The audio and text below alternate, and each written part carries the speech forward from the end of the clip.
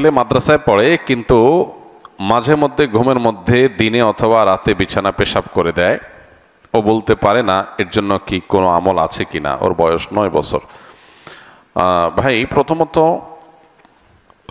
বাচ্চাদের এই সমস্যাটা বেশি হয়, তারা ঘুমের মধ্যে পেশাব করে দেয়, বিছানা পেশাব করে দেয়। এটার শারীরিক সমস্যা, সেখান থেকে এই সমস্যা হয় অনেক ক্ষেত্রে। এক্ষেত্রে ডাক্তার দেখালে অনেক সময় সমাধান হয়। পাশাপাশি ঝাড়ফুঁকের মাধ্যমেও কিছু আমলের মাধ্যমে উপকার হয়। স্পেসিফিক কোনো আমল কোরআন বা হাদিসে আলাদা করে উল্লেখ করা নাই যে বিছানা পেশাবের জন্য এই আমল। তবে ঝাড়ফুঁককারীরা, তারপরে রাকিরা, এই বিষয়ে যারা এক্সপার্ট আছেন তারা বিভিন্ন রকমের আমল সাজেশন করেন যে আমল করা যেতে পারে। কোরআন হাদিসের সাথে সাংঘর্ষিক না হলে সেরকম আমল করা যেতে পারে।